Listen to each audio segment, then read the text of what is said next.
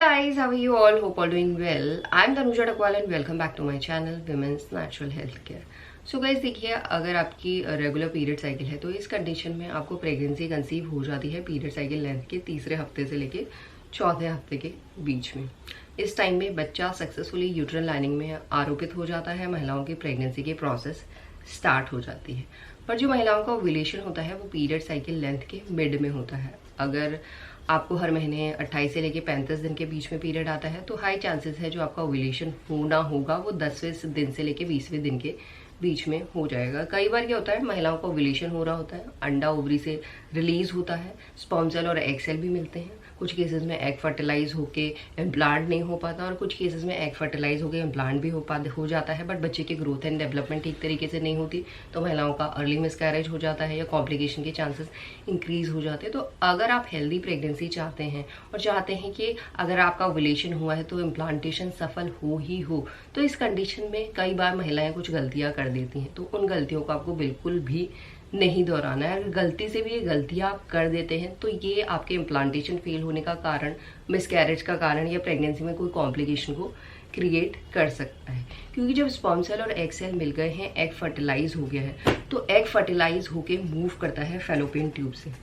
Fallopian tube से move करने में उसे टाइम लगता है, कुछ केसेस में 1 हफ्ते का टाइम लगता है, कुछ केसेस में उससे थोड़ा ज़्यादा टाइम लगता है, यानी कम से कम 1 हफ्ते का और ज़्यादा से ज़्यादा 2 हफ्ते का टाइम लगता है। इस टाइम पीरियड पे जो एग फर्टिलाइज हुआ है वो पहुंचता है यूट्रन लाइनिंग पे और वहां पे जाके आरोपित होता है। जब ये प्रोसेस सक्सेसफुल होती है उसके बाद से ही महिलाओं की बॉडी में नए नए से हार्मोन का प्रोडक्शन शुरू हो जाता है।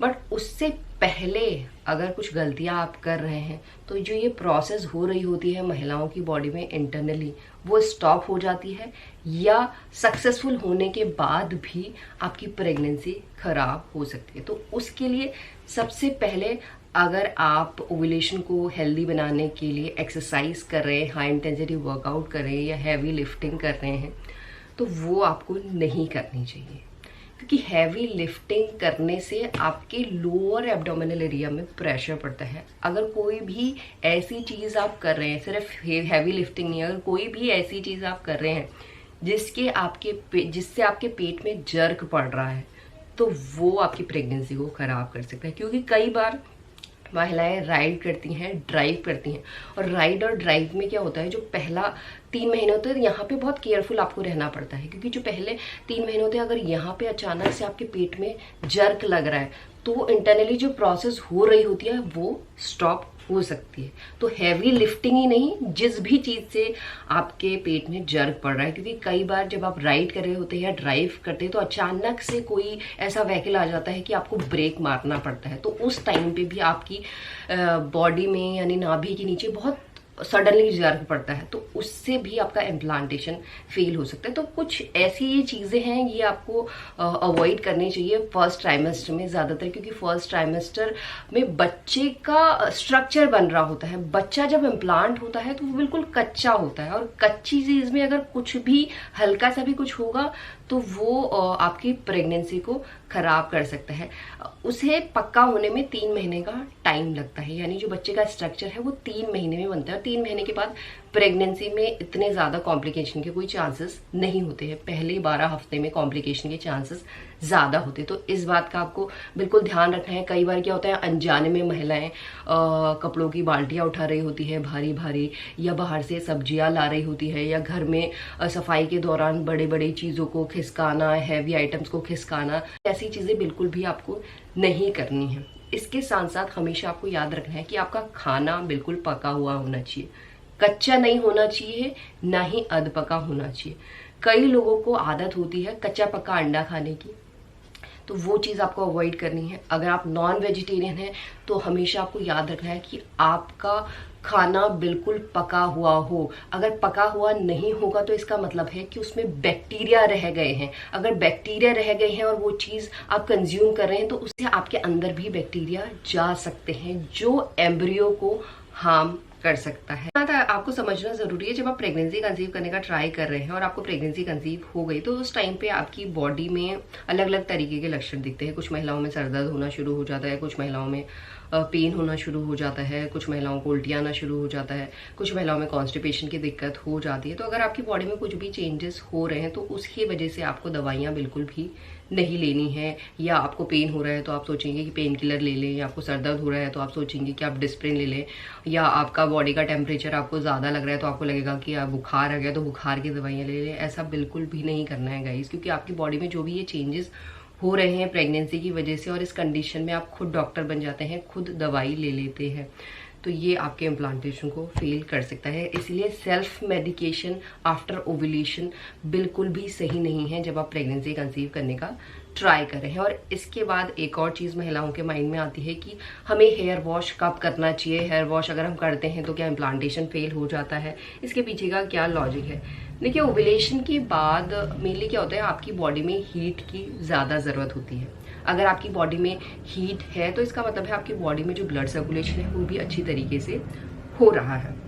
अगर आपकी बॉडी ठंडी है तो इसका मतलब है कि आपकी बॉडी में ब्लड सर्कुलेशन भी ठीक तरीके से नहीं हो रहा होगा। फॉर एग्जांपल, आप खुद ही महसूस करते होंगे जब आप वॉक करें, एक्सरसाइज करें तो आपकी बॉडी की हीट बढ़ती है, तो उस टाइम आपकी बॉडी में जो ब्लड का दौरा है वो तेजी से हो रहा होता है। उसी तरीके से ओव्यूलेशन के बाद आपकी बॉडी में ब्लड का सर्कुलेशन अच्छी तरीके से होना ज़रूरी है, तभी जाके इम्प्लांटेशन सफल हो सकता है, तभी जाके आप प्रेगनेंसी को सस्टेन भी कर सकते हैं। तो इस कंडीशन में क्या होता है, महिलाओं की बॉडी में ऑलरेडी हीट कम की शिकायत है, कुछ महिलाओं की बॉडी में हीट ज़्यादा की शिकायत होती है, कुछ महिलाओं की बॉडी में हीट कम की शिकायत होती है, कुछ महिलाओं की बॉडी नॉर्मल होती है। अगर आपकी बॉडी में ऑलरेडी हीट कम रहती है, हाथ पांव ज़्यादातर ठंडे रहते हैं, तो इस कंडीशन में आपको ओव्यूलेशन के थोड़े टाइम तक, 1 हफ्ता 2 हफ्ते तक हेयर को अगर आप वॉश ना करें तो वो आपके लिए सही रहेगा। क्योंकि ऑलरेडी अगर आपकी बॉडी में हीट कम की शिकायत है, आपकी बॉडी ठंडी रहती है,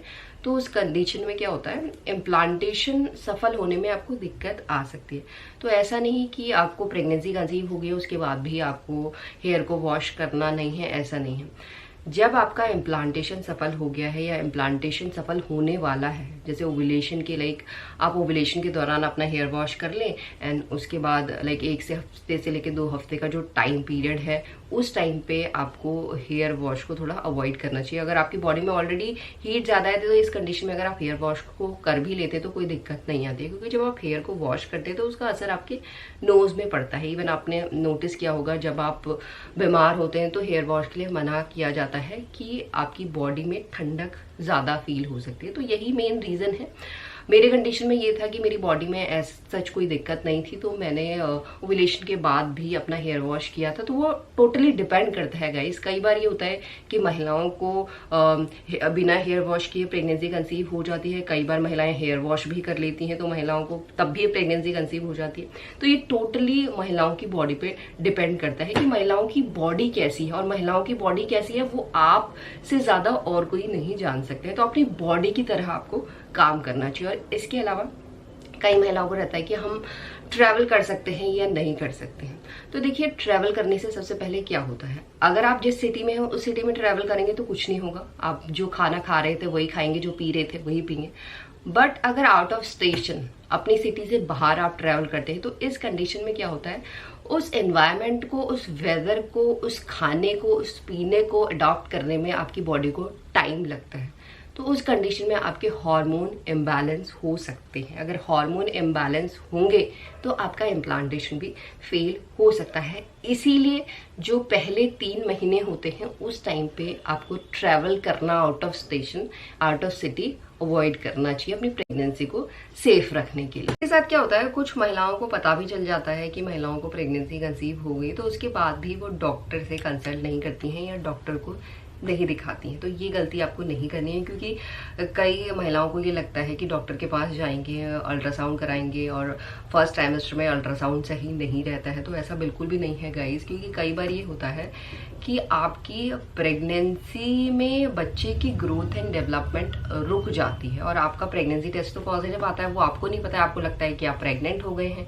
तो इस कंडीशन में अगर प्रेगनेंसी को बचाने के चांसेस भी होते हैं ना, वो आप खो सकते हैं। इसीलिए आपको जब पता चलता है कि आपने प्रेगनेंसी कंसीव कर ली है, डॉक्टर से कंसल्ट करना चाहिए। डॉक्टर आपका फुल चेकअप भी करते हैं, क्योंकि कई बार ड्यूरिंग प्रेगनेंसी जब महिलाएं प्रेग्नेंट होती है तो महिलाओं को थायराइड की दिक्कत हो जाती है। अगर आप डॉक्टर के पास नहीं जाएंगे या फुल बॉडी चेकअप नहीं कराएंगे डॉक्टर के पास जाके, तो आपको पता नहीं चलेगा क्या आपका हार्मोन बढ़ा है, कि किसके लिए आपको दवाई लेनी है, क्या लेनी है। क्योंकि आयरन की एंड कैल्शियम की दवाई आपकी पहले से ही स्टार्ट हो जाती है। अगर आपकी बॉडी में उस चीज़ की रिक्वायरमेंट है और आपको नहीं पता है, तो डाइट भी आपकी खराब हो रही है, आपकी बॉडी को जो नीड है डाइट में लेने की वो भी फुलफिल नहीं हो पा रही है। साथ में अगर आपका कोई हार्मोन का लेवल बढ़ गया, जैसे थायराइड नॉर्मली बढ़ जाता है, उसकी दवाई भी आप नहीं ले रहे हैं, तो वो प्रेगनेंसी में कॉम्प्लिकेशन को क्रिएट कर सकती है। इस बात का आपको बिल्कुल ध्यान रखना है। और अल्ट्रासाउंड कराने से कोई भी दिक्कत नहीं आती है। और इवन तो गाइस, जब आपको पता चलता है कि आप प्रेग्नेंट हो गए हैं, तो सबसे पहले अल्ट्रासाउंड कराना जरूरी है, क्योंकि उस टाइम पे पता चलता है कि बच्चे की जो ग्रोथ हुई है वो सही हो रही है, नहीं हो रही है, या बच्चे की हार्ट बीट आई है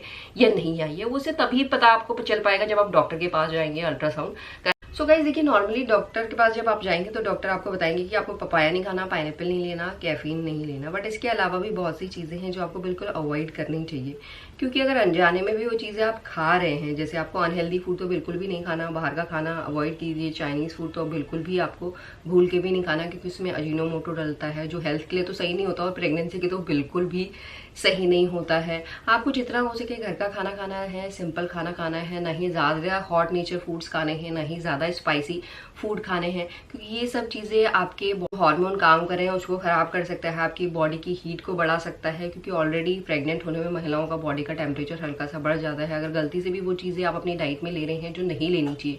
अगर आपको पूरा जानना है कि क्या क्या फूड्स नहीं खाने चाहिए ड्यूरिंग इम्प्लांटेशन फेज, तो उसके लिए मैंने वीडियो बनाई है, वो आप जाके देख सकते हैं। कोशिश करूंगी उसका लिंक डिस्क्रिप्शन बॉक्स में डाल दूं, ताकि आप जान सके कि क्या क्या फूड्स आपको नहीं खाने। बट मेनली आपको फोकस करना है हेल्दी खाना, और कुछ भी आपको ओवर नहीं खाना है। अगर आपको क्रेविंग हो भी रही है तो आपको ये समझ के उस क्रेविंग को थोड़ा अवॉइड करना चाहिए कि आपकी ये प्रेगनेंसी को ख़राब कर सकता है। अगर घर का सिंपल सादा खाना आप खाएंगे तो वो आपकी प्रेगनेंसी को सस्टेन करने के लिए भी आपको हेल्प करेगा। साथ में आप हेल्दी प्रेगनेंसी को सस्टेन कर पाएंगे और 9 महीने के बाद हेल्दी बेबी को भी बॉर्न कर पाएंगे। तो इसी तरीके से इन गलतियों को ना करते हुए आप अपने इम्प्लांटेशन सफल होने के चांसेस को बढ़ा सकते हैं और आप अपनी प्रेगनेंसी को सेफ रख सकते हैं। यही आज का वीडियो। होप करती हूँ ये वीडियो आप लोगों को पसंद आएगा। And thanks for watching this video guys. Will see you soon my next video. Till then bye.